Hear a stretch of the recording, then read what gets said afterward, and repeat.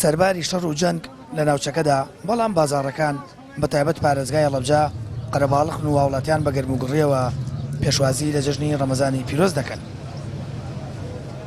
زۆر بە خۆشحاڵیەوە خەڵک سیرکەوە تا مەسن سیرەکە یەکێ چکرێ دەگڕێکێ مەسەل ئەم لا ئەو لاو زۆر بە گەرمی و پێشوازیەکەن و زۆریش خەڵک خۆشحاڵە بە جەژنەکان و بە گەرموگڕ و پێشوازیکەن چەند خۆم ئامادە ناکەم خۆم ئامادە کردەوە دەمێکە و ئەلحەمدولیلا نوێژی قەدر و زیندوکردنەوەی قەدر و نوێژی تەراویح و جەژن و هەموو یەر بە خۆشحاڵیەوە بە گەرموگڕی و پێشوازیمان لێ کردووە و ئامادەکاریمان کردو.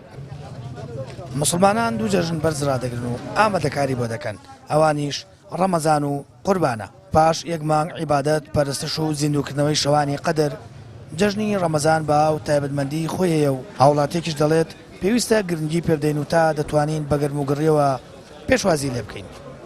وڵای لەگەڵەوەی کە لە ڕووی ئەم مادی و معنیوە خەڵک باری گوزەرانی باشنی و ئەم شەڕێژ هاتۆ بەرەوکی گرتینۆمانە، بەڵام ئێمە ئەبێ کۆڵ نەدەین، ئێمە زیاتر بێ ئەم جەژنە برە و پێ بدەینۆمانە زاڵ بین بەسەر ئەم کۆسپ و تەگەرانە، بتوانین بە شێوەیەکی ڕێک و پێک و بتوانین گەردن ئازایی و جەژنە پیرۆزە لە براکانمان بکەین. وەڵا بەتاکی دەم شەڕە کاریگەریە لەسەر بازار، بەس ئەلحەمدولیلا تا حەدێ گەرموگڕی دیارە بە بازاڕەکان و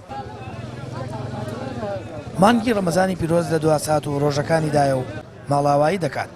بازاڕیش بۆنی بەخورد و خستنەڕووی پێداویستەکانی جەژن تەواو دیمەنێکی جیاوازی بە بازاڕەکان بەخشیوە.